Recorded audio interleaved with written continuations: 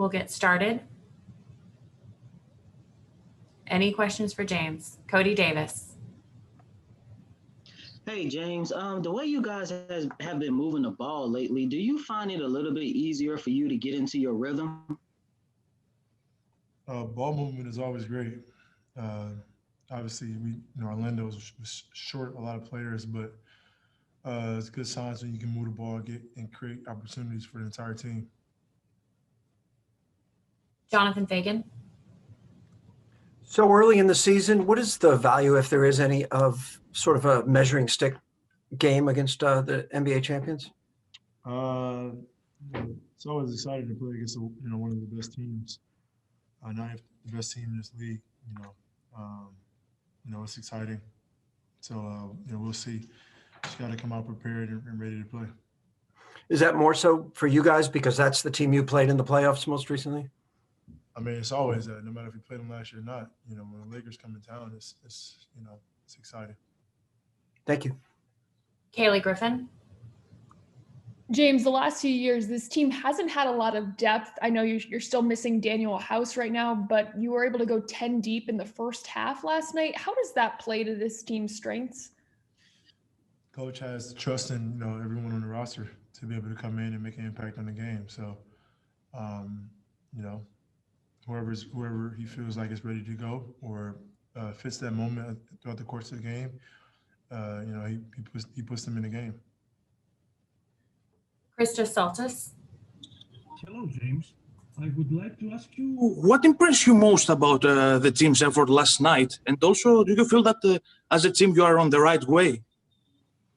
We're headed towards the right direction, but like I said, Orlando was missing a few of their main players. So it's kind of hard to tell in one of those games. You just got to, focus on what you're supposed to be doing and try to do it to the best of your ability. Thank you. Adam Spolin. James, you guys have had such little practice time. Just how beneficial was it to be able to play essentially an entire game and be able to stay in your base defense? It felt good, and it's going to continue to be like that. We play every other day, so practice is essentially games, and you just got to learn on the fly. You got to learn throughout the course of games, and you got to continue to get better.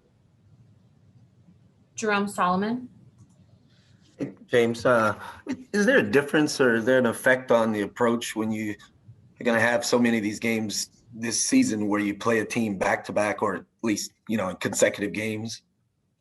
Your mental focus got to be at another level. It's very, very difficult to beat a team 2 times in a row, especially back-to-back like that. It's similar to playoffs, so your antenna's got to be up every possession.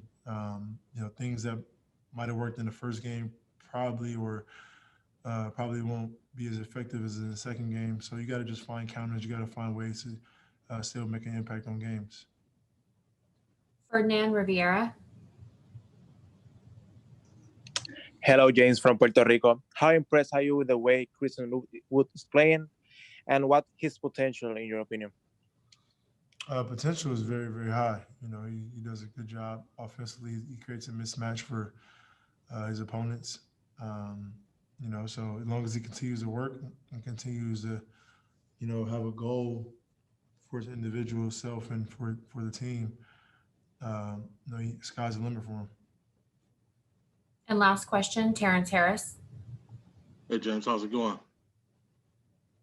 Hey, I want to ask you, how do you feel about this team in terms of just kind of the potential it has and what do you like about this particular core of players? We got a lot of work to do. I think every team feels that way, but for us, we're behind in the sense of, we have fairly an entire new team and,